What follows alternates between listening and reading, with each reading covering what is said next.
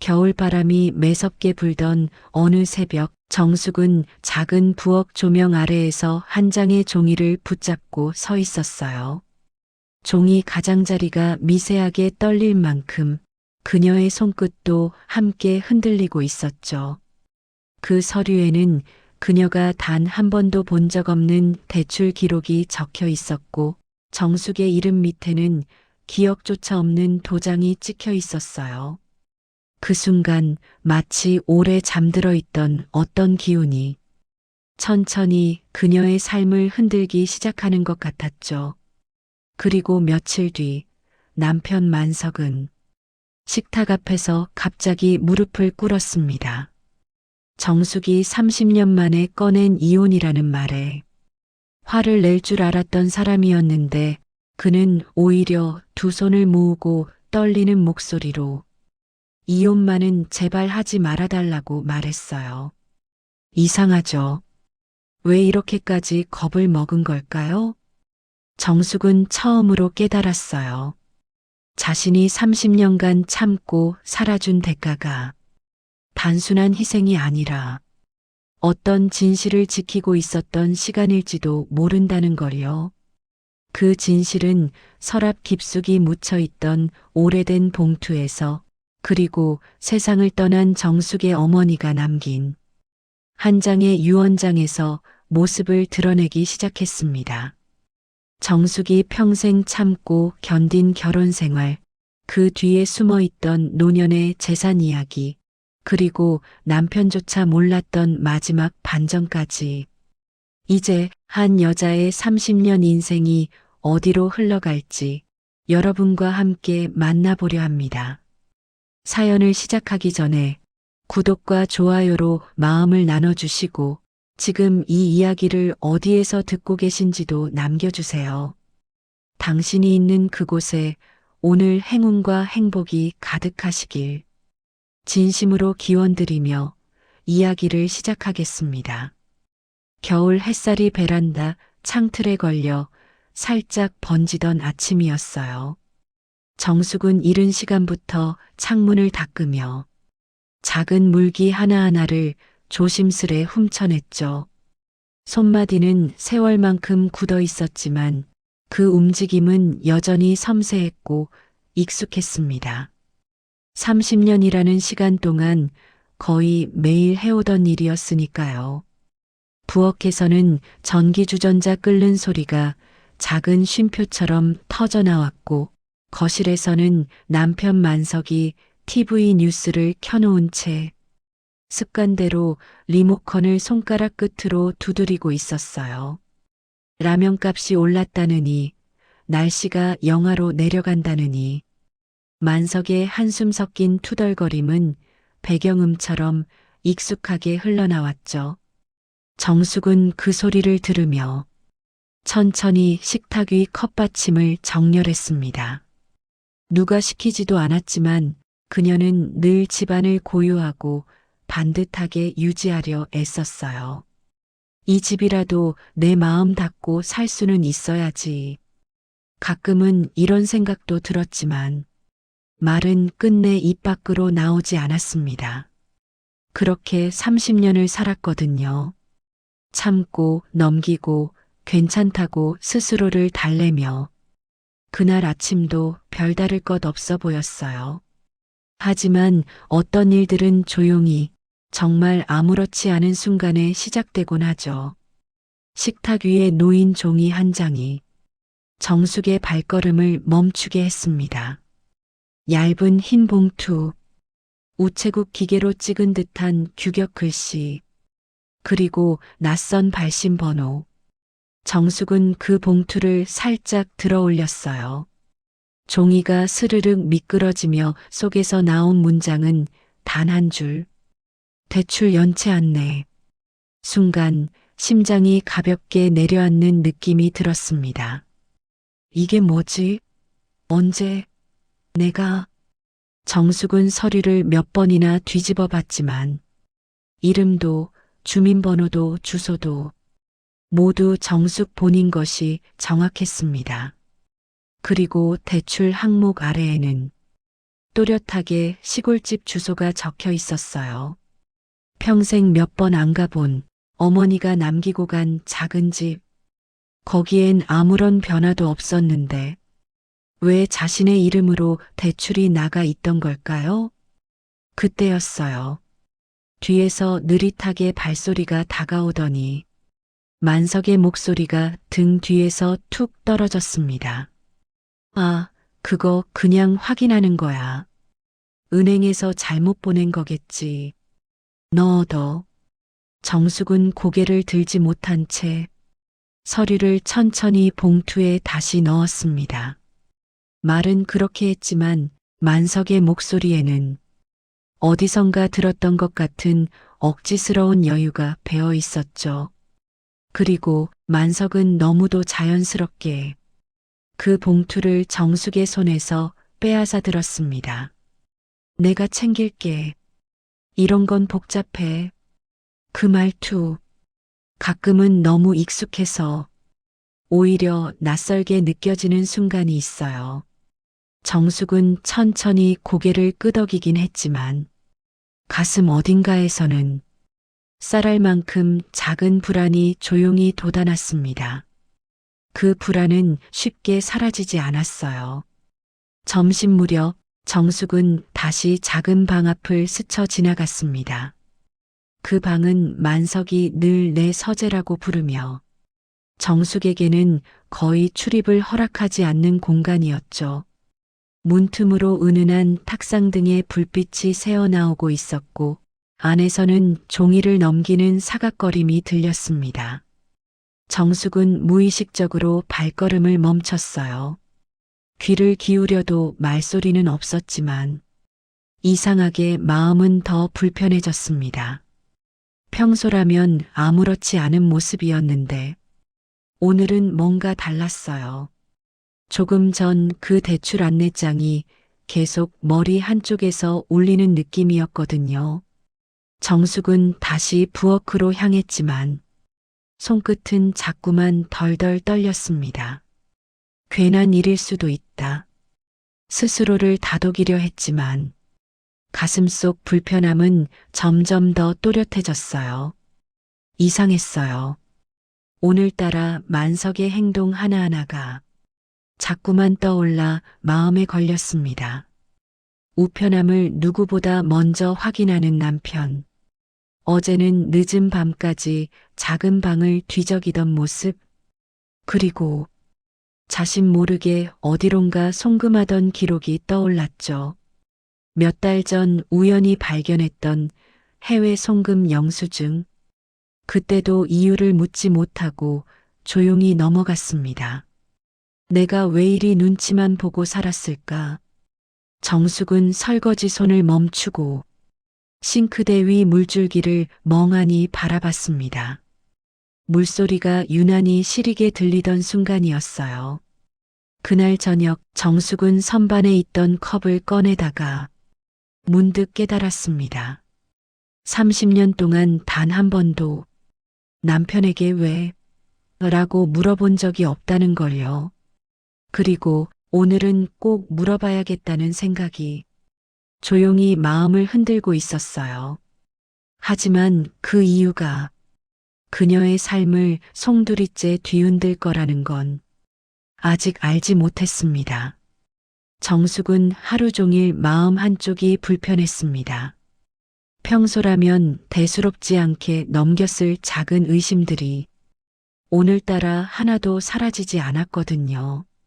대출 안내장, 시골집 주소, 그리고 남편이 문틈에서 감추듯 챙기던 서류 봉투까지.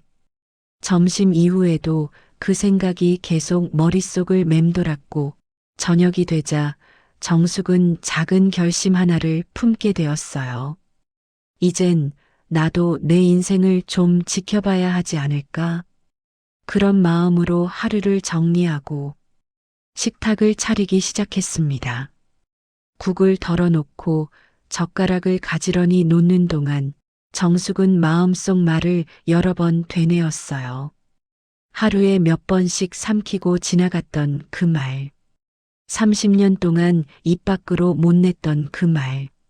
남편 만석은 늘 그렇듯 식탁에 앉자마자 TV 쪽으로 몸을 기울였습니다.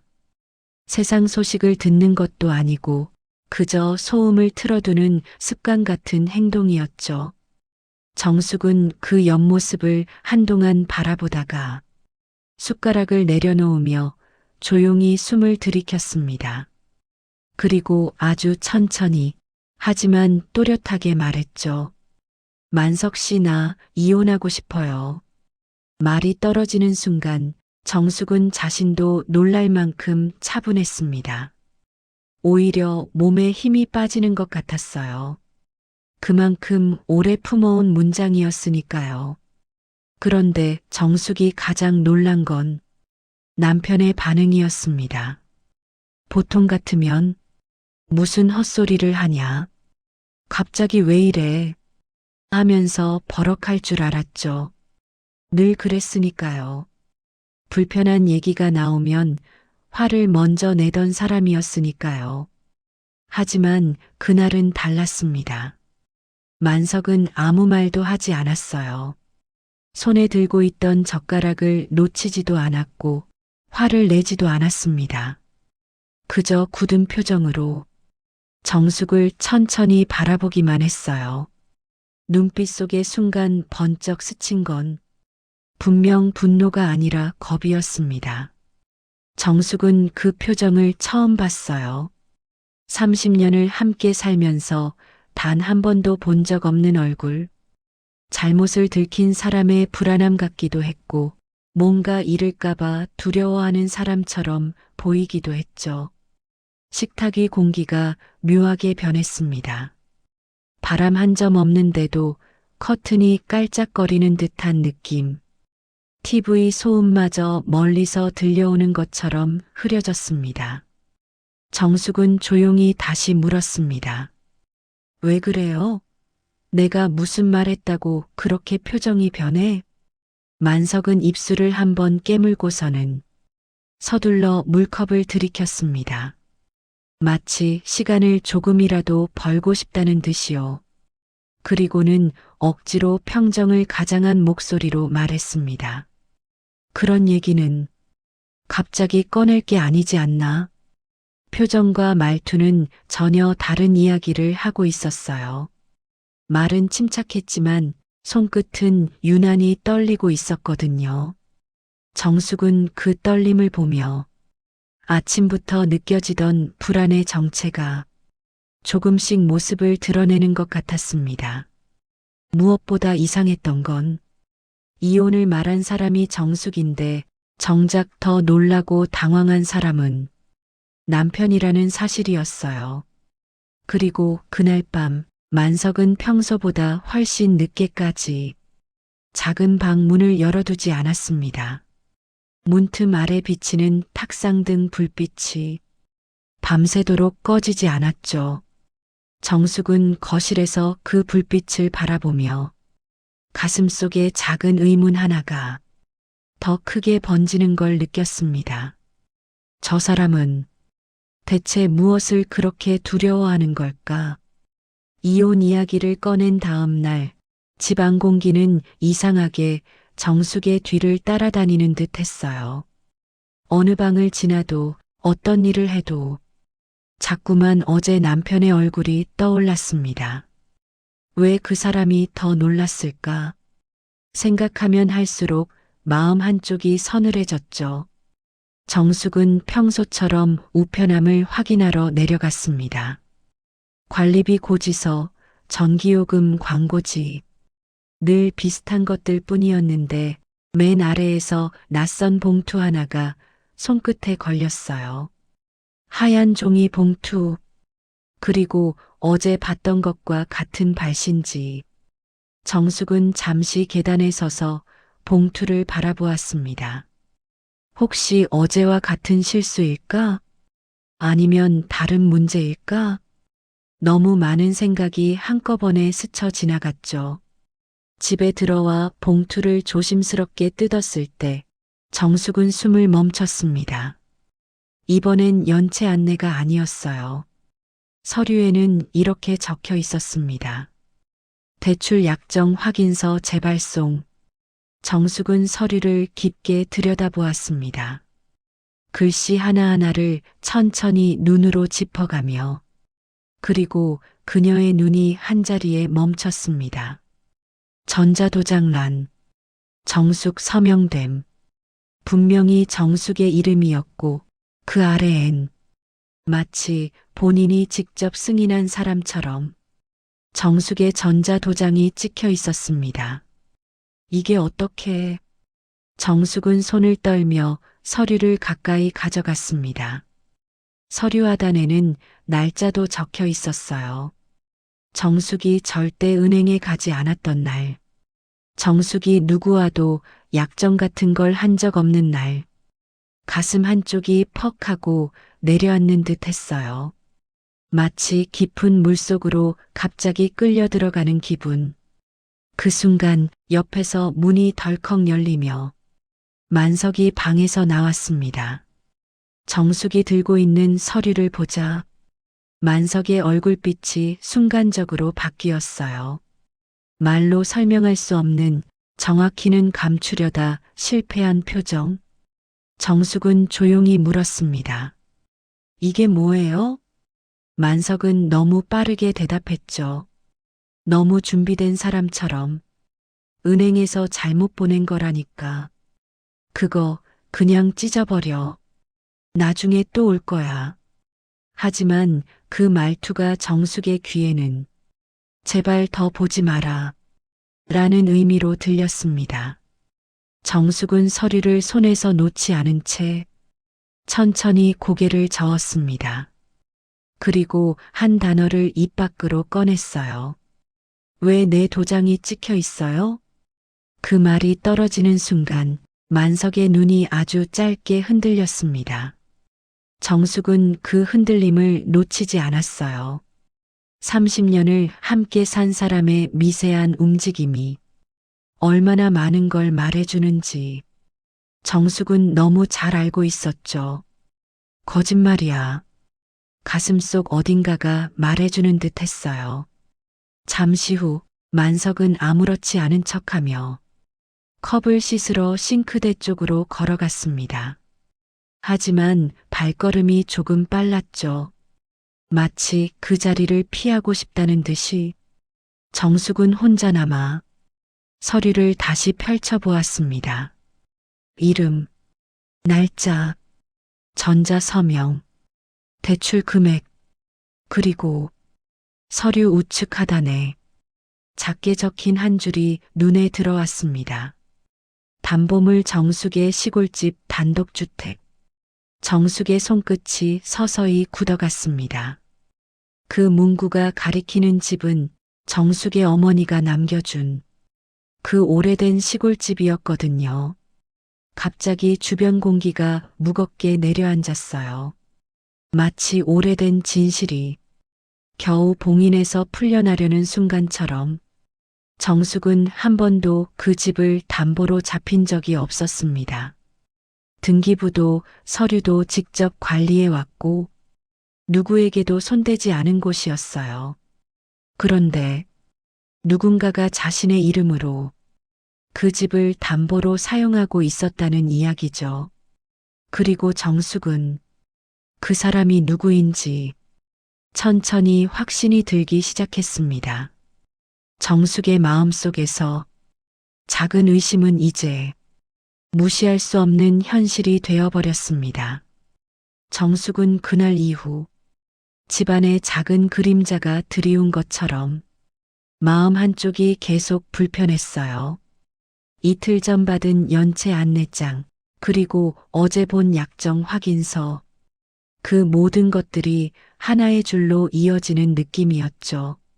아침 햇빛이 베란다 바닥에 기울던 그때 전화 한 통이 걸려왔습니다. 오랜만에 듣는 사투리 섞인 목소리. 시골집 근처에 사는 박 여사였어요. 정숙 씨야? 요즘은 어디 아픈 데는 없고? 평소처럼 안부를 묻던 박 여사는 금세 동네 이야기를 꺼냈습니다. 그러고 거하나? 시골집 있는 그 라인이 곧 개발 들어간다 카대. 순간 정숙은 숨을 멈췄습니다. 개발? 그 작은 마을이? 박 여사는 계속 말을 이어갔어요. 보상 나온다 카더라. 요즘은 면사무소든 어디든 다 그 얘기뿐이라. 정숙은 핸드폰을 쥔 손이 서서히 떨려오는 걸 느꼈습니다. 머릿속이 한순간 쨍하고 울렸어요. 며칠 전 본 서류, 담보로 잡힌 집, 정숙의 이름, 전자도장, 그 모든 것의 이유가 박 여사의 말 한마디로 선명하게 떠오르고 말았습니다. 정숙의 시골집이 곧 보상금이 나오는 땅이라는 사실, 어쩐지 설명할 수 없는 기분이 들었어요. 서늘함과 충격이 동시에 밀려오는 느낌. 정숙은 조심스럽게 물었습니다. 언제 그런 얘기가 나왔대요? 박 여사는 별일 아니라는 듯 말했죠. 한 달 전부터 말 나왔다 아이가. 글도 붙고 어르신들도 다 알고 있더만. 한 달 전, 정숙은 그때 한 번도 시골집 관련 연락을 받은 적이 없었습니다. 면사무소에서도 이웃에서도 그 누구에게서도. 그때 문득 지난 몇 주 동안 만석의 행동이 떠올랐습니다. 우편함을 늘 먼저 확인하던 모습, 작은 방에서 서류를 들춰보던 뒷모습, 정숙이 질문하면 습관처럼 얼버무리던 대답들, 그리고 이혼 이야기를 꺼냈을 때 갑자기 얼어붙던 그의 표정. 정숙은 천천히 입술을 다물며 핸드폰을 내려놓았습니다. 거실은 조용했지만 귓가에는 박 여사의 말이 계속 맴돌았어요. 그 라인, 돈 된다 카더라.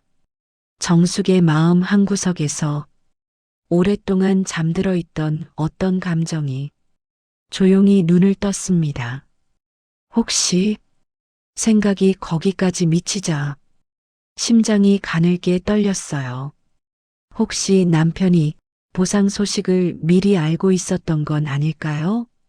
그렇다면 왜 자신 몰래 정숙의 이름으로 대출을 받았을까요? 왜 시골집을 담보로 잡았을까요? 왜 이혼 얘기에 그토록 질색하던 걸까요? 생각이 이어질수록 그동안 스쳐 지나간 장면들이 하나의 퍼즐처럼 맞춰지기 시작했습니다. 그리고 정숙은 이 모든 흐름이 단순한 우연이 아니라는 걸 천천히 깨달아갔습니다. 정숙은 며칠 동안 시골집 개발 이야기가 머릿속을 떠나지 않았습니다. 밥을 해도 방을 쓸어도 어딘가에서 계속 잡아당기는 끈처럼 생각이 이어졌어요. 그러던 어느 날 정숙은 결심한 듯 외투를 챙겼습니다. 은행에 직접 가보기로 한 거죠. 잠깐만 확인하면 끝날 일이라고 스스로에게 말하면서도 마음은 편치 않았습니다. 은행 창구에 앉아 담보대출 관련 내역을 요청하자 직원은 정숙의 신분증을 확인한 뒤 곧바로 모니터를 돌려 보여주었습니다. 여기서부터가 최근 거래 내역이세요. 정숙은 화면을 천천히 들여다봤습니다. 출금 내역, 대출 이자, 약정서 재발송 기록, 그리고 그 아래 몇 달 간격으로 반복되는 한 줄이 눈에 들어왔습니다. 정기 송금.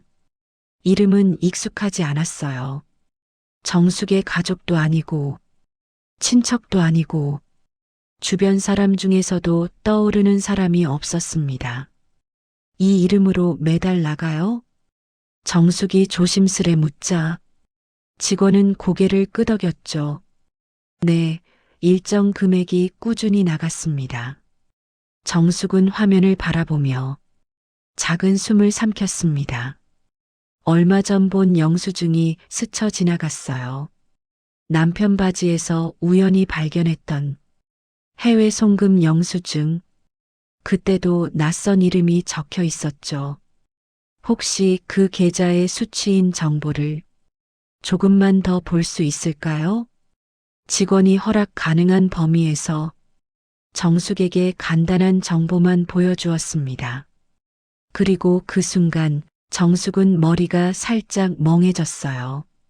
이름은 낯설었지만 주소가 눈에 들어오는 순간 묘하게 가슴이 서늘해졌죠. 그 주소는 남편이 몇 년 전 출장 좀 다녀왔다고 했던 지역과 정확히 일치했습니다. 그때 정숙은 알 수 없는 느낌에 휩싸였어요. 오랜 세월 함께 살면 말하지 않아도 알아지는 것들이 있죠.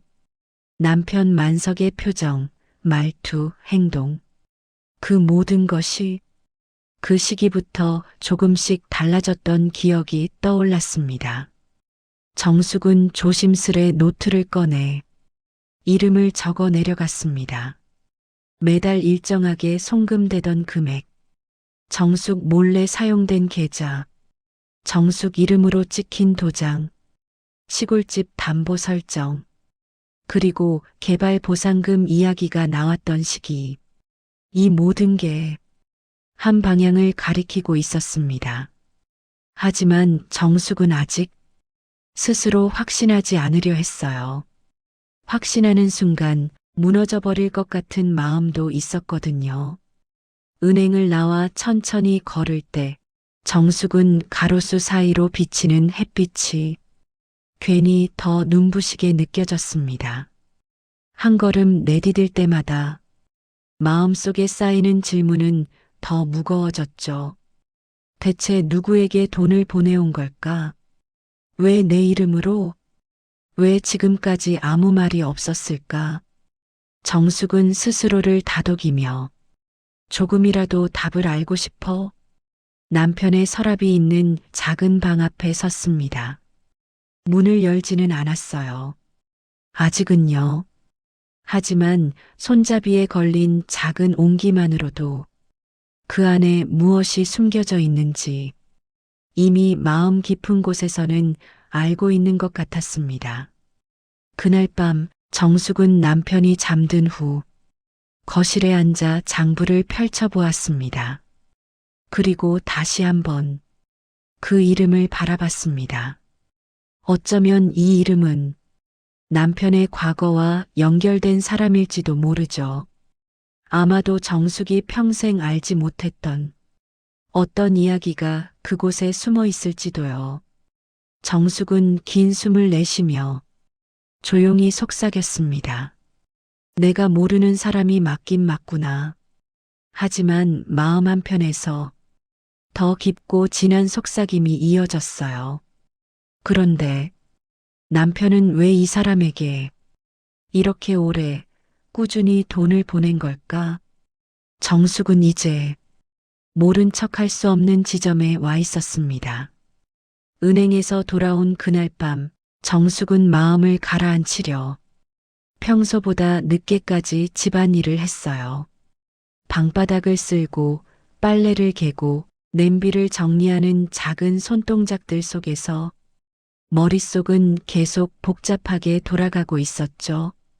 송금 내역에 있던 그 이름, 정해진 금액이 꾸준히 빠져나가던 기록, 그리고 시골집 담보 설정, 그 이름과 남편의 과거 출장을 연결하는 순간 정숙의 심장은 조용히 겨울비처럼 떨렸습니다. 하지만 확실한 건 없었어요. 정숙은 아직 결론 내리고 싶지 않았죠. 말 한마디, 행동 하나가 평생을 함께한 사람의 삶을 바꿀 수도 있으니까요. 그렇게 시간을 보내고 있는데 안방 쪽에서 걸음걸이가 들렸습니다. 잠옷 차림의 만석이 어두운 거실로 천천히 걸어왔어요. 정숙은 고개를 들지 않고 접어둔 빨래만 바라보고 있었지만 남편의 발소리가 멈춘 지점에서 묘한 공기가 감돌았습니다. 정수가 낮게 깔리는 목소리, 평소에 건조하고 무뚝뚝한 톤이 아니었어요. 마치 오래 참아온 사람이 마침내 무너져 내리기 직전의 목소리 같았죠. 정숙이 천천히 고개를 들었을 때 그녀는 예상하지 못한 장면을 보게 됐습니다. 남편이 그 자리에 무릎을 꿇고 있었습니다. 한 손은 바닥에 닿아 있고 다른 손은 허공에서 허둥대다가 결국 무릎 위에 떨어졌어요. 만석의 어깨가 크게 흔들리고 있었고 숨이 거칠게 들이켜졌다 내쉬어졌습니다. 정숙은 멍하니 남편을 바라보다가 조심스레 입을 열었어요. 왜 그래요? 만석은 대답을 못했습니다. 입술만 몇 번 닫혔다 열렸다 하다가 겨우 말이 나왔죠. 정수가 그 이혼 얘기, 그건 제발 다시 얘기하자. 정숙은 순간 말문이 막혔습니다. 어제 자신이 말했을 때보다 오늘의 남편이 더 흔들리고 있었거든요. 마치 이혼이라는 말 자체가 무슨 큰일을 가져오는 열쇠라도 되는 것처럼. 정숙이 아무 말 없이 서 있자 만석은 두 손을 무릎 위에서 모았습니다. 그 모습은 30년 동안 한 번도 본 적 없는 어딘가 절박하고 두려운 사람이었어요. 제발, 지금은 안 돼. 지금만은 절대 안 돼. 정숙은 숨을 가볍게 들이켰습니다. 지금은 안 된다고? 그 말에 더 큰 불안이 엉켜 있었어요. 마치 이혼이 단지 부부 사이 문제가 아니라 남편의 다른 문제와 직접 연결된 것처럼 들렸습니다. 정숙은 차분하게 물었습니다. 왜 지금은 안 되는데요? 남편은 대답하지 않았습니다. 대신 고개를 숙인 채 입술을 깨물기만 했죠. 눈가에는 작게 떨리는 주름이 잡혔고 숨소리는 더욱 거칠어졌습니다. 그 모습을 바라보며 정숙의 마음속에서는 두 가지 감정이 동시에 밀려왔어요. 하나는 오랜 세월 함께 살며 단 한 번도 못 봤던 남편의 무릎 꿇은 모습에서 오는 안쓰러움. 그리고 다른 하나는 그 모습 자체가 만들어내는 더 큰 의심과 두려움. 만석은 결국 작은 목소리로 말했습니다. 나 정말 무서워. 정숙은 그 말에서 남편이 단순히 이혼을 두려워하는 게 아니라 이혼이 가져올 결과를 무서워하고 있다는 걸 느꼈습니다. 그 순간 정숙의 가슴속 어디선가 확신에 가까운 추측이 조용히 자리 잡기 시작했어요. 저 사람, 내가 알지 못한 어떤 일을 이미 저질러 놓은 게 분명해. 정숙은 조용히 숨을 들이쉬고 더 이상 말을 잇지 않았습니다. 거실 바닥에 엎드려 있는 남편과 그 옆에서 침착하게 서 있는 정숙 사이에는 설명할 수 없는 묘한 온도 차가 흘렀습니다. 남편이 두려워하는 게 정숙이 떠나는 게 아니라면 그가 정말 잃고 싶지 않은 건 과연 무엇일까요? 남편이 무릎을 꿇던 장면은 정숙의 마음 깊은 곳에 긴 여운처럼 남아 있었어요. 하지만 그 여운은 부부의 정에서 오는 슬픔보다는 무언가 숨겨진 진실에 더 가까웠습니다. 지금만은 안 된다고. 대체 왜 그랬을까? 정숙은 밤새 잠을 이루지 못했고 결국 다음 날 아침 오랫동안 닫혀있던 서랍을 천천히 열었습니다. 그 안에는 세월만큼 색이 바랜 서류철 하나가 놓여 있었어요. 어머니가 세상을 떠나기 전 정숙에게 손에 쥐어주던 그 서류였습니다. 정숙은 가만히 손바닥으로 겉표지를 쓸었습니다. 종이 냄새와 함께 어머니의 목소리가 아득히 떠오르는 듯 했죠. 이 집은 내 몫이다.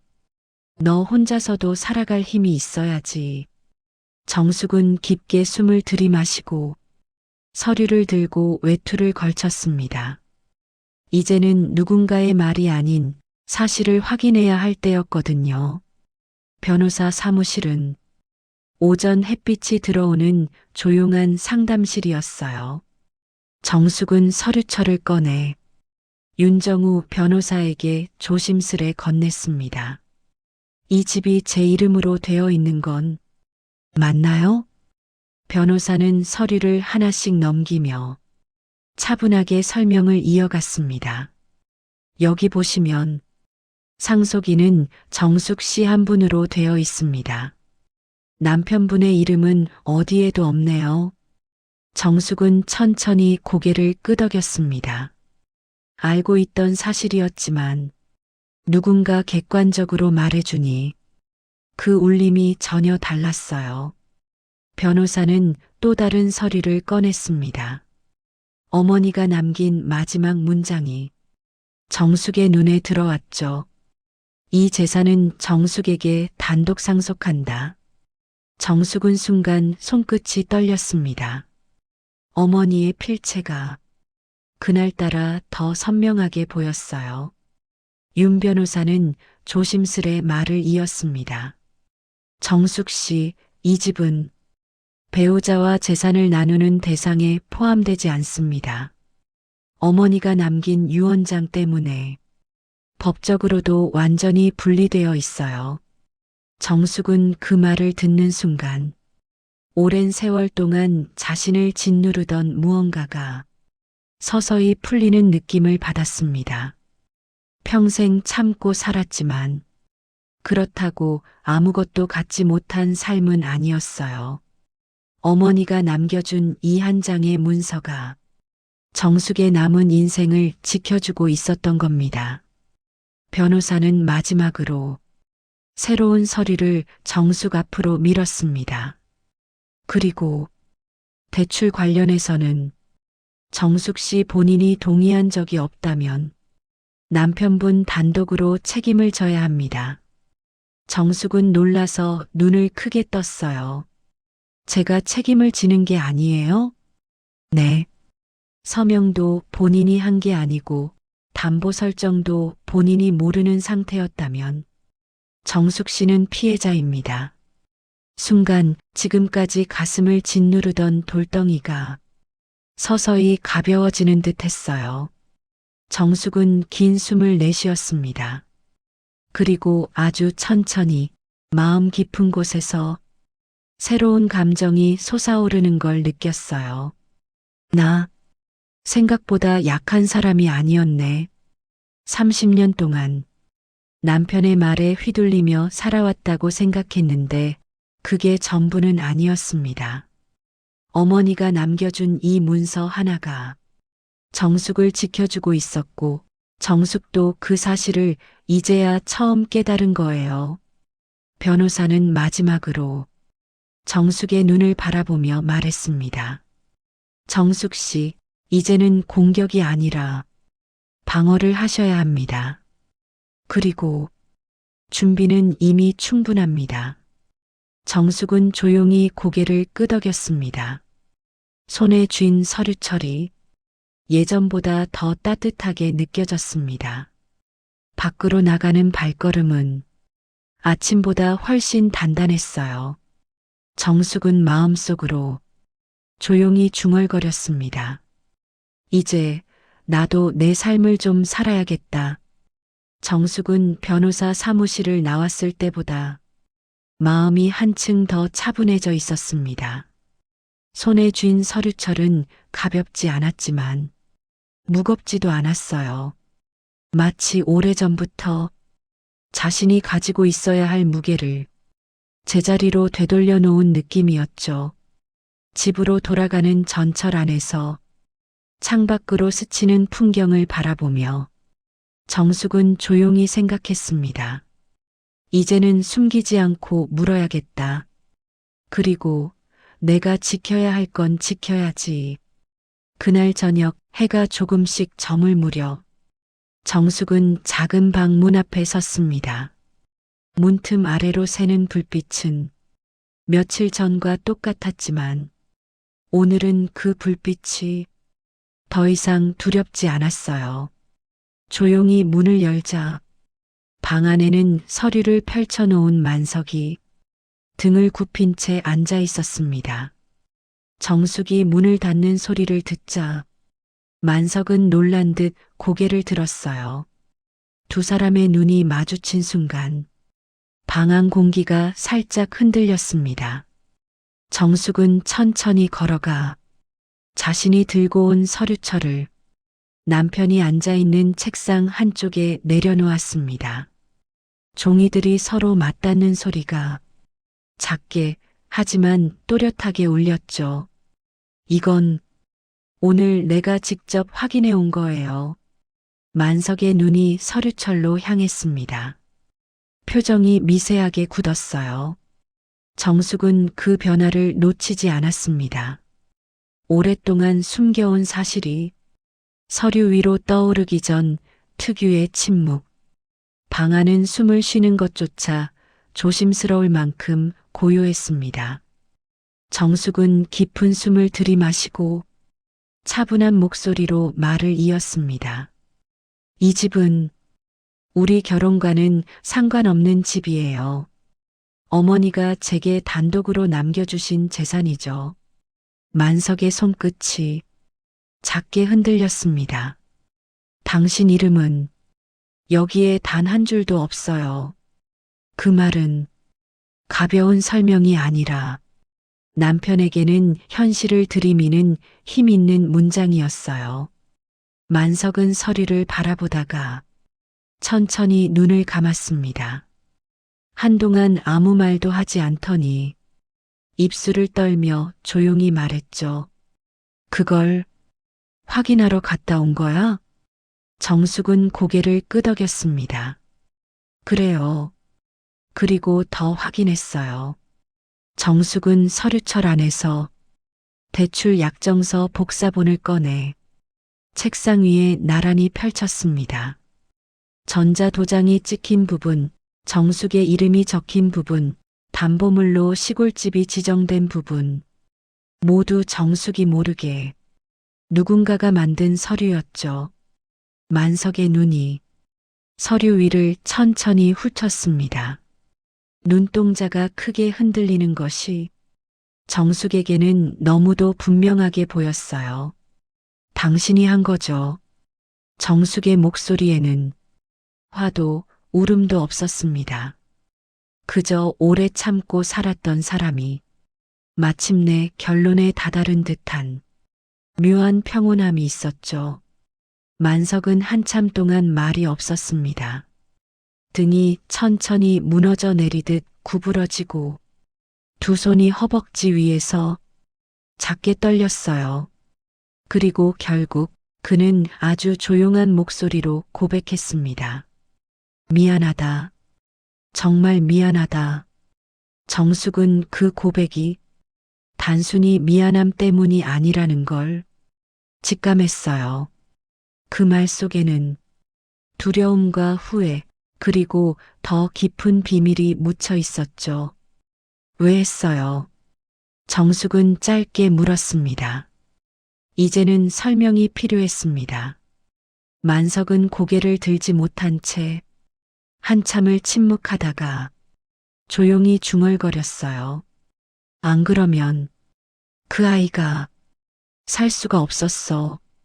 순간 정숙의 가슴이 쿵 하고 내려앉았습니다.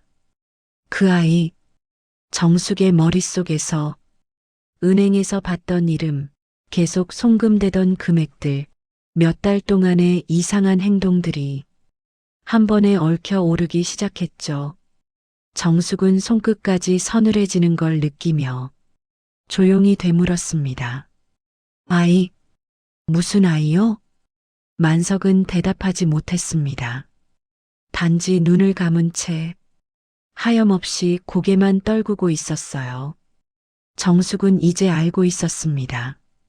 남편이 가장 두려워한 건 이혼이 아니라 숨겨온 누군가가 드러나는 순간이라는 것을 남편의 입에서 그 아이라는 말이 떨어진 순간 정숙의 머릿속은 하얗게 비어버렸습니다. 남편은 고개를 들지 않은 채 두 손만 꼭 쥐고 있었습니다. 정숙은 흔들리는 마음을 붙잡으려 의자 등받이에 가만히 손을 올렸죠. 아이요? 대체 무슨 아이요? 정숙의 목소리는 떨리지도 높아지지도 않았습니다. 그저 사실을 알고 싶은 사람의 조금 단단해진 목소리였죠. 하지만 만석은 아직 말을 꺼낼 준비가 되지 않은 사람처럼 턱을 떨며 눈을 감아버렸습니다. 정숙은 남편 앞에 천천히 앉았습니다. 정면에서 바라본 만석의 얼굴은 익숙하면서도 어딘가 낯설었어요. 마치 30년 동안 함께 산 사람이 아니라 처음 보는 사람처럼 느껴졌죠. 누구의 아이예요? 이번엔 정숙도 숨을 들이마시는 소리를 숨기지 못했습니다. 오랫동안 침묵하던 만석의 목에서 마침내 작은 목소리가 새어나왔습니다. 내 아이야. 순간 정숙의 손끝이 찬 기운에 잠긴 듯 차갑게 굳었습니다.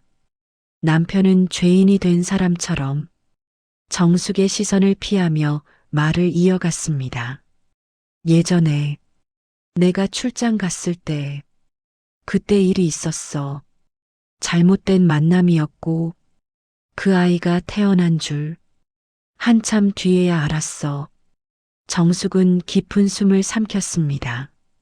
귀에는 남편의 말이 들리고 있었지만 머릿속에서는 지금까지 살아온 결혼 생활의 순간들이 뒤섞여 흐려지고 있었죠. 그래서 그 아이한테 돈을 보낸 거예요? 만석은 고개를 작게 끄덕였습니다. 그 아이 엄마가 혼자 아이를 키우고 있었어. 돈도 없고 상황이 많이 힘들었대. 정숙은 남편의 떨리는 손을 바라보다가 조용히 물었습니다. 그래서 그걸 나 몰래 내 이름으로 대출까지 받아가면서 남편은 말이 막힌 듯 숨만 거칠게 내쉬었습니다. 정숙은 천천히 고개를 숙였습니다.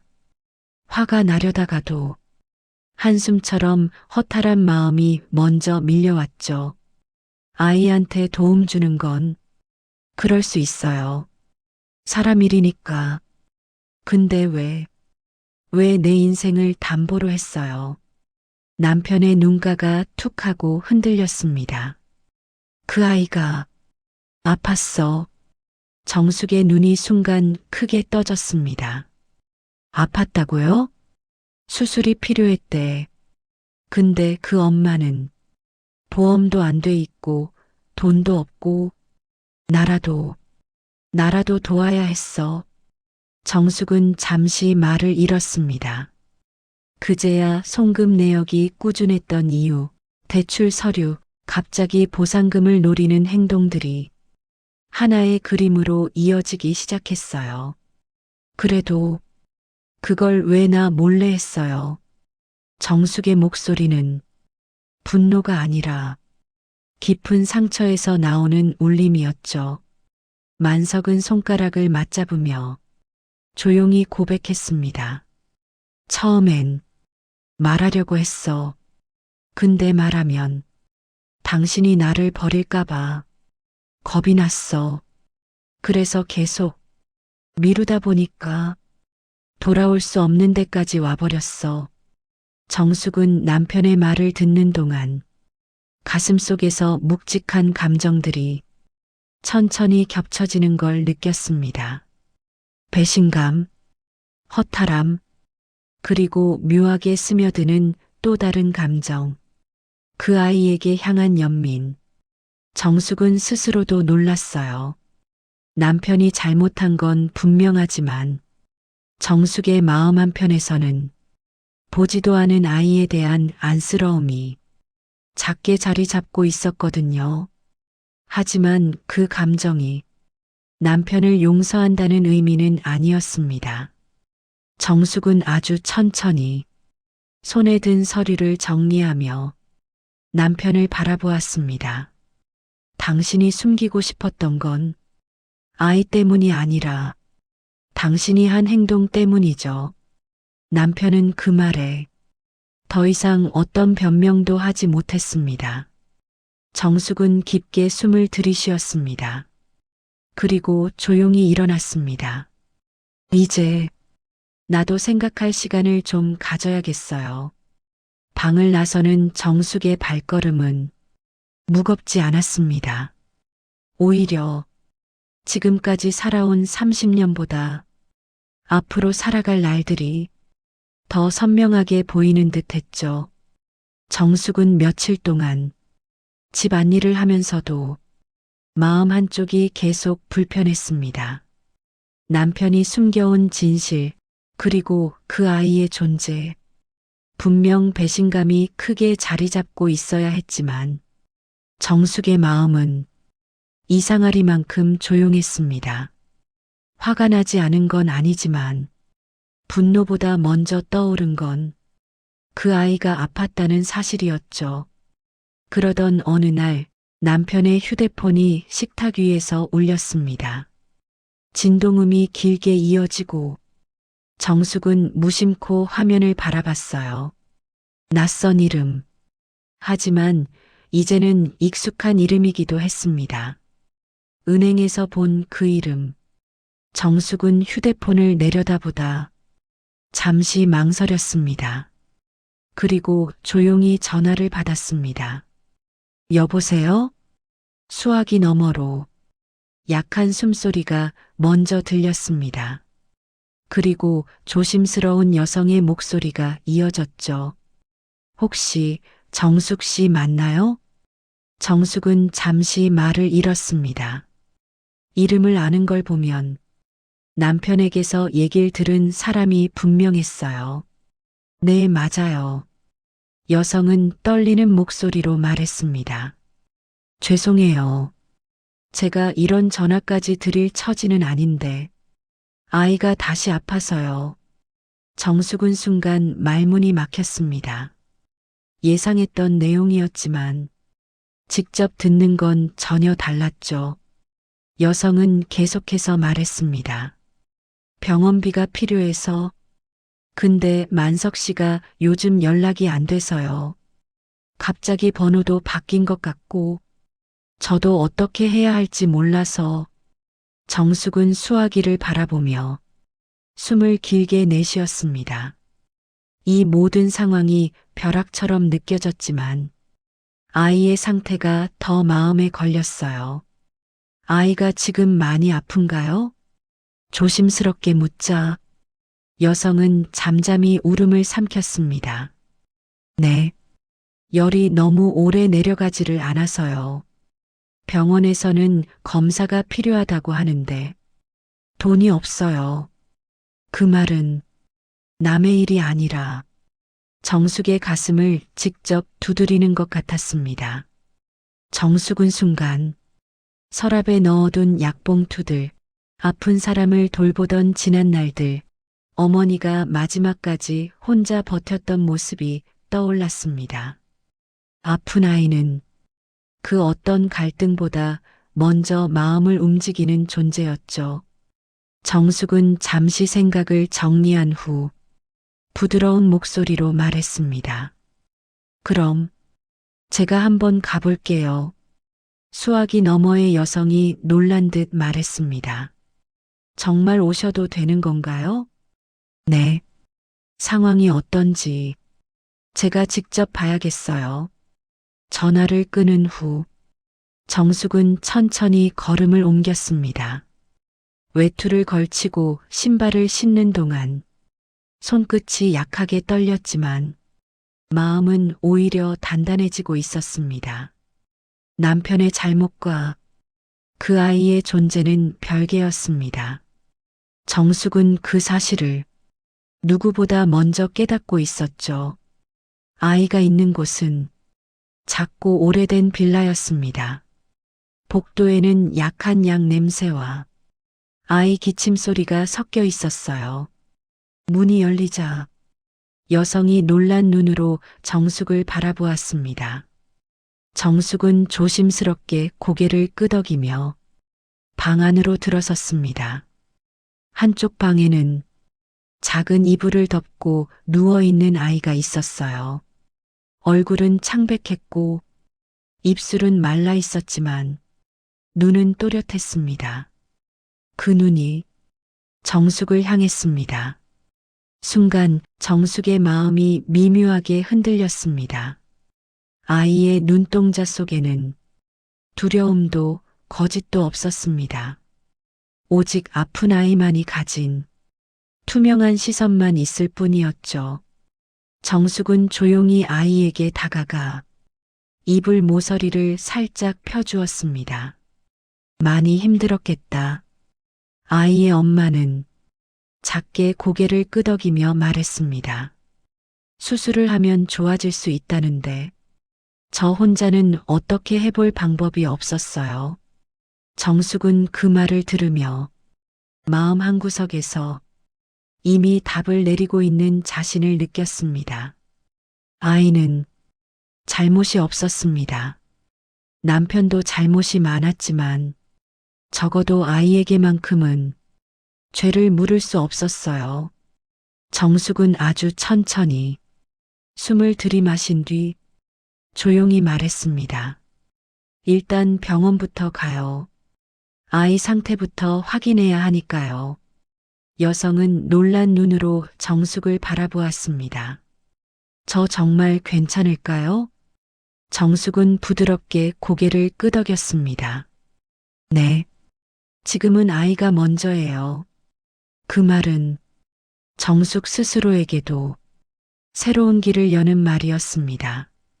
병원 응급실은 늦은 오후임에도 사람들로 북적였어요. 정숙은 아이를 안고 들어온 여성을 따라 진료실 앞 의자에 조용히 앉았습니다. 의사는 아이의 상태를 확인하더니 필요한 검사를 차근차근 설명했습니다. 열이 오래 지속됐고 수분도 많이 부족합니다.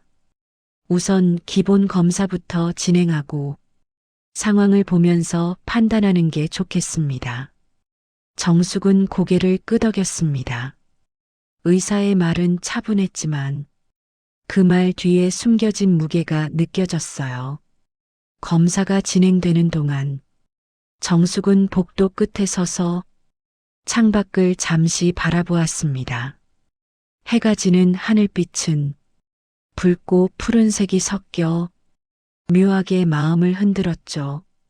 정숙 씨, 아이 엄마가 조심스레 다가왔습니다. 손끝은 긴장으로 굳어 있었고 눈가엔 금방이라도 눈물이 맺힐 것 같았어요. 정말 감사합니다. 정말 어떻게 보답을 해야 할지 정숙은 고개를 저었습니다. 보답 같은 건 생각하지 마세요. 지금은 아이가 먼저니까요. 그 말은 솔직한 마음이었어요. 정숙 자신도 놀랐습니다. 남편의 잘못 때문에 생긴 상황인데 그럼에도 이 아이에게 분노를 느끼지 않는 자신이요. 그때 검사실에서 의사가 나왔습니다. 입원 치료가 필요합니다. 며칠은 더 지켜봐야 해요. 아이 엄마는 입술을 떨며 고개를 숙였습니다. 정숙은 의사에게 조용히 물었습니다. 입원 절차는 제가 진행할게요.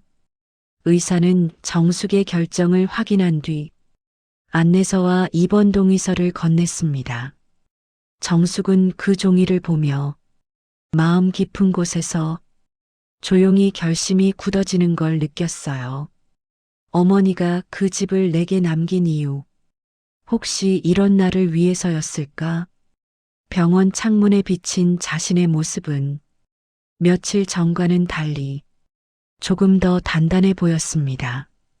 병원 복도를 나서며 정숙은 아이 엄마에게 말했습니다. 여기 비용과 필요한 건 내가 도울게요. 그러니까 너무 걱정하지 말아요. 아이 엄마는 울음을 참고 두 손으로 얼굴을 가렸습니다. 정말 죄송해요. 저는 아무것도 못해서. 정숙은 그녀의 어깨에 가볍게 손을 올렸습니다. 힘든 사람을 돕는 건 죄가 아니에요. 하물며 아이를 살리는 일인데요.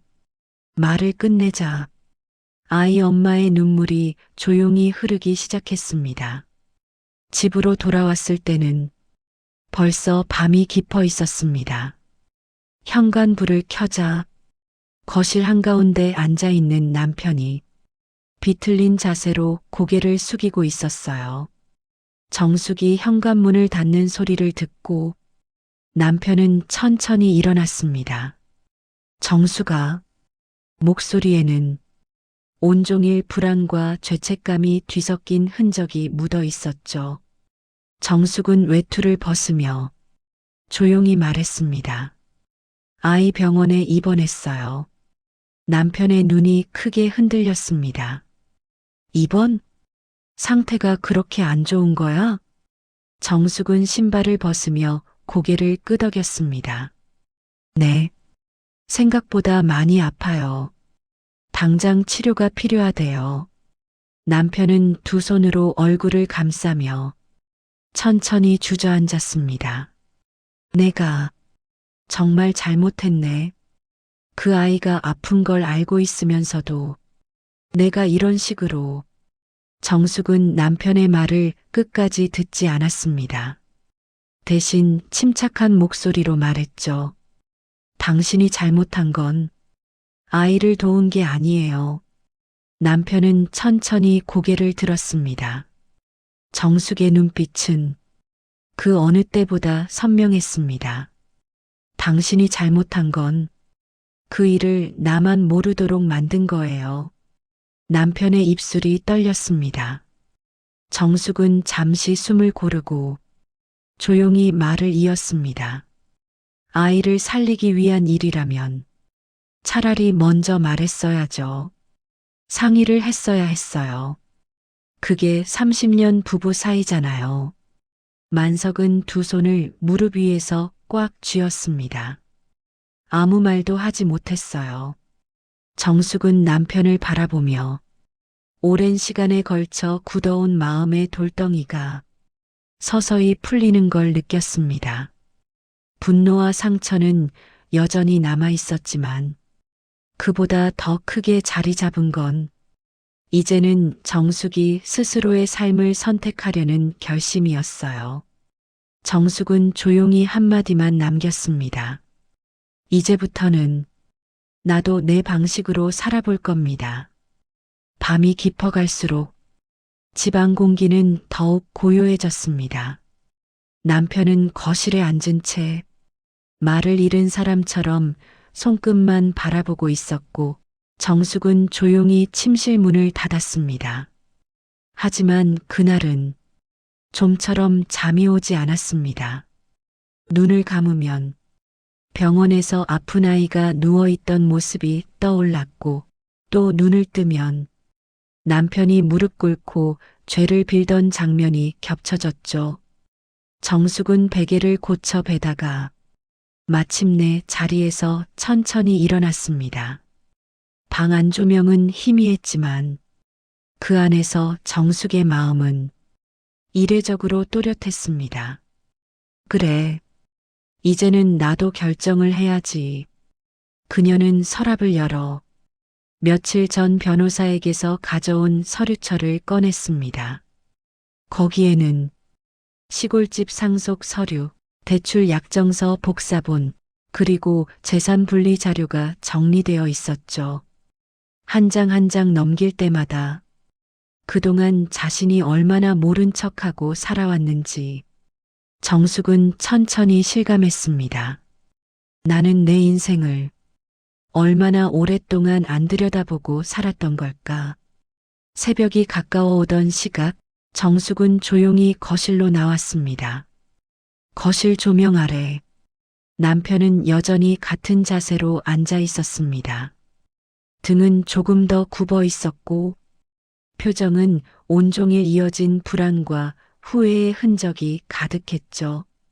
정숙은 한동안 남편을 바라보다가 조용히 입을 열었습니다. 만석 씨, 남편은 놀란 얼굴로 고개를 들었습니다. 정숙은 꾸미지 않은 평온한 목소리로 말을 이었습니다. 이혼 얘기, 다시 말할게요. 순간 남편의 얼굴이 하얗게 변했습니다. 정숙은 그 반응을 잠시 지켜보다가 조용히 설명을 이어갔습니다. 내가 이혼을 말한 건 당신을 벌주려고 한 게 아니었어요. 정말 더는 이렇게 살고 싶지 않아서였어요. 남편은 말을 잇지 못한 채 입술만 떨었습니다. 정숙은 천천히 고개를 끄덕였습니다. 하지만 지금은 상황이 달라졌어요. 남편의 눈이 흔들렸습니다. 정숙은 흔들리지 않는 목소리로 말했죠. 아이가 아픈 건 그 자체로 벌이에요. 결국 당신도 그 아이도 힘든 시간을 겪고 있으니까요. 만석은 눈을 감아버렸습니다. 입술을 꽉 깨문 채 두 손에 힘을 주었죠. 정숙은 잠시 숨을 고르고 말을 이어갔습니다. 그래서 당장 이혼은 하지 않겠어요. 남편은 놀란 눈으로 정숙을 바라봤습니다. 하지만 정숙의 표정은 그 어떤 때보다 차분했습니다. 대신 나는 내 인생을 따로 살 겁니다. 남편은 충격을 받은 듯 한참 동안 말을 잃었습니다. 정숙은 덧붙였습니다. 집안 경제는 이제 각자 관리해요. 내 재산도 내 이름도 더 이상 당신 마음대로 쓰게 두지 않겠어요. 정숙의 말투에는 화도 원망도 없었습니다. 오로지 새로운 삶을 시작하겠다는 조용한 확신만 있었죠. 남편은 떨리는 목소리로 물었습니다. 그럼 우리 관계는 이제 어떻게 되는 건데? 정숙은 아주 천천히 고개를 들어 남편을 바라보았습니다. 부부라고 해서 한 사람이 다른 사람을 짓밟고 살 수는 없어요. 난 이제 내 마음을 지키는 쪽을 선택할 거예요. 남편은 그 말을 듣고 고개를 깊게 숙였습니다. 그 모습은 지금까지 살아온 세월이 한순간에 무너져 내리는 듯 했죠. 정숙은 마지막으로 짧게 말을 더했습니다. 당신이 그 아이를 돕는 것 나는 반대하지 않아요. 그 아이는 잘못이 없으니까요. 하지만 다시는 내 이름으로 뭔가를 하려 하지 말아요. 방 안에는 오랜 침묵이 흘렀습니다. 하지만 그 침묵 속에서 정숙은 처음으로 자신이 선택한 삶의 길을 걷기 시작한 것 같은 묘한 해방감을 느꼈습니다. 며칠 뒤 정숙은 다시 병원을 찾았습니다. 복도에는 은은한 소독약 냄새가 퍼져 있었고 아이의 병실 쪽에서는 작은 기계음이 규칙적으로 들려왔습니다. 문을 살짝 열자 침대 위에서 누워있는 아이가 천천히 눈을 깜빡였어요. 얼굴은 여전히 창백했지만 지난번보다 조금 더 숨소리가 안정돼 보였습니다. 아이 엄마는 자리에서 벌떡 일어나 정숙에게 고개를 숙였습니다. 정숙 씨 다시 와주셔서 정말 감사해요. 아이가 조금 나아졌어요. 정숙은 부드럽게 웃으며 아이 곁으로 다가갔습니다. 작은 손등 위로 놓인 주사바늘, 옆에서 뚝뚝 떨어지는 링거액. 그 하나하나가 아이의 지난 시간을 보여주는 듯 했죠. 정숙은 조심스럽게 아이의 손을 가볍게 감싸주었습니다. 아이의 손은 작고 따뜻했습니다. 정숙은 순간 가슴 안쪽이 천천히 녹아내리는 걸 느꼈어요. 힘들었지? 정숙의 속삭임에 아이는 힘겹게 고개를 끄덕였습니다. 그 작은 동작 하나에 정숙의 마음은 완전히 무너졌습니다. 남편의 잘못과 상관없이 이 아이는 그저 아픈 아이일 뿐이라는 사실이 다시 한번 또렷하게 다가왔죠. 그때 문 앞으로 낮고 조심스러운 발소리가 들려왔습니다. 정숙이 고개를 돌리자 문틈 너머에서 남편이 병실을 바라보고 있었습니다. 망설임과 죄책감, 그리고 두려움이 뒤섞인 얼굴이었죠. 정숙은 남편에게 들어오라는 말도 나가라는 말도 하지 않았습니다. 남편은 잠시 서 있다가 천천히 병실 안으로 들어왔습니다. 아이의 엄마는 자리에서 물러나며 두 사람을 바라보았습니다. 남편은 아이를 보는 순간 입술을 꽉 깨물며 눈시울을 붉혔습니다. 아직도 많이 아프구나. 그 말은 30년 넘게 정숙이 본 남편의 어느 말보다 작고 약하고 진심이 담겨 있었습니다. 정숙은 조용히 아이의 손을 놓으며 한 걸음 뒤로 물러났습니다. 아이 엄마는 고개를 숙이며 말했습니다. 정말 죄송합니다. 제가 이런 상황까지 만들고 싶진 않았어요. 그냥 혼자 감당하다 보니. 정숙은 고개를 저었습니다. 그쪽 잘못이 아니에요. 이건 어른들의 몫이죠. 아이 엄마의 눈에 눈물이 차올랐습니다. 잠시 후 남편은 정숙을 바라보며 조용히 입을 열었습니다. 정숙아, 정말 미안하다. 내가 한 선택이 너한테 이렇게 큰 상처가 될 줄 몰랐어. 정숙은 천천히 고개를 들고 남편의 흔들리는 눈을 바라보았습니다. 상처는 이미 났어요. 남편의 어깨가 크게 떨렸습니다. 정숙은 잠시 숨을 고르고 말을 이어갔습니다. 하지만 당신이 이 아이를 정말 아끼고 있다는 건 알겠어요. 그건 나도 부정하고 싶지 않아요. 병실 안 공기가 조용히 흔들렸습니다. 그 말은 정숙이 남편을 완전히 용서한다는 뜻도 완전히 떠난다는 뜻도 아니었습니다. 그저 이 아이만은 지켜야 한다는 정숙의 결심이 분명해졌다는 뜻이었죠. 정숙은 창가를 바라보며 아주 조용한 목소리로 말했습니다. 우리 삶은 이제부터 각자 선택하는 거예요. 당신은 아이를 지키고 나는 나의 남은 인생을 지킬 겁니다. 남편은 대답하지 못했습니다. 그저 고개를 숙인 채 정숙의 말이 가슴으로 파고드는 걸 그대로 받아들이고 있었죠. 정숙은 가방을 정리해 어깨에 걸며 아이 쪽으로 다시 고개를 돌렸습니다. 조금만 더 힘내자. 곧 괜찮아질 거야. 아이의 작고 약한 눈동자가 정숙을 따라 움직였습니다. 그 순간 정숙은 오래전 어머니가 남긴 말이 마음속에서 희미하게 떠오르는 걸 느꼈습니다.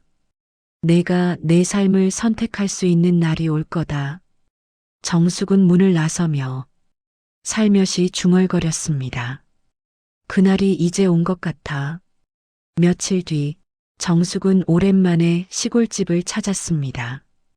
어머니가 남겨주신 그 집은 여전히 조용한 산길에 기대어 서 있었고 햇살은 마치 정숙을 반기듯 지붕 위에 포근히 내려앉아 있었습니다. 문을 열고 들어가자 오래된 나무 냄새가 천천히 정숙을 감쌌습니다. 어머니의 손길이 곳곳에 남아있는 집은 예전과 다르지 않았지만 정숙의 마음만은 전혀 달라져 있었죠. 정숙은 방 한가운데 서서 한동안 아무 말도 하지 않았습니다. 30년 동안 가정을 지키느라 바쁘게 살았고 참아야 한다는 말에 익숙해져 있었고 어디에도 기댈 곳이 없다고 생각하며 살았던 자신이 이제야 조금씩 풀리는 듯 했어요. 창문을 열자 바람이 스르륵 들어와 커튼을 살짝 흔들었습니다. 정숙은 그 바람을 바라보며 살며시 미소를 지었습니다. 나도 이제 살아야지. 이 집은 누구의 이름도 아닌 정숙 혼자만의 공간이었습니다. 남편도 남편의 과거도 더 이상 이 집 문턱을 넘지 못할 곳이었죠. 정숙은 서랍에서 오래된 찻잔 세트를 꺼냈습니다. 어머니가 생전에 아끼던 찻잔이었죠. 귀퉁이가 약간 닳았지만 그마저도 정숙에게는 안락함으로 느껴졌습니다. 따뜻한 차를 따르며 정숙은 조용히 생각했습니다. 나는 30년 동안 누구의 아내로만 살았구나. 그런데 이제는 나로 살 수 있네. 그 순간 휴대폰에 메시지가 하나 도착했습니다. 아이 엄마에게서 온 짧은 문자였어요. 아이가 많이 좋아졌어요. 어제는 웃기도 했어요. 정말 감사합니다. 정숙은 화면을 바라보다 천천히 숨을 내쉬었습니다. 그 아이의 회복이 나와 무슨 상관인가 싶었던 며칠 전과는 달리 지금은 마음 깊은 곳에서 따뜻함이 올라왔습니다. 다행이네, 정말 다행이야. 정숙은 작은 미소를 지으며 찻잔을 들었습니다. 햇살에 반짝이는 찻잔 속에서 자신의 눈빛이 조금 더 밝아진 것을 확인할 수 있었죠. 그때 문득 남편의 모습이 스쳐 지나갔습니다. 정숙은 흔들리지 않은 목소리로 혼잣말처럼 중얼거렸습니다. 우리는 서로 다른 길을 가는 것뿐이야. 미워해서가 아니라 이제 선택이 필요해서지. 남편에게는 아이를 지켜야 할 삶이 있었고 정숙에게는 자신의 남은 인생을 지켜야 할 시간이 있었습니다. 하늘은 서서히 노을로 물들고 있었고 집 앞 나무에 걸린 바람은 마치 새 출발을 응원하듯 은은하게 흔들렸습니다. 정숙은 테라스로 나와 산 아래로 내려가는 길을 바라보았습니다. 길은 길었지만 그 끝은 분명히 빛나고 있었어요. 두 번째 봄이 오려고 하나 보네. 정숙은 스스로의 삶을 처음으로 온전히 자신의 손에 쥐고 있다는 사실에 조용한 설렘을 느꼈습니다. 그리고 그날 정숙의 마음속에서 30년 동안 잠겨있던 문이 드디어 완전히 열렸습니다. 끝까지 긴 이야기를 함께 해주셔서 진심으로 감사합니다. 이 이야기가 여러분의 마음에 작은 위로와 따뜻함이 되었기를 바랍니다. 감상평을 댓글로 남겨주시면 저에게도 큰 힘이 됩니다. 항상 여러분의 가정에 행복과 평온이 가득하시길 진심으로 기원드립니다.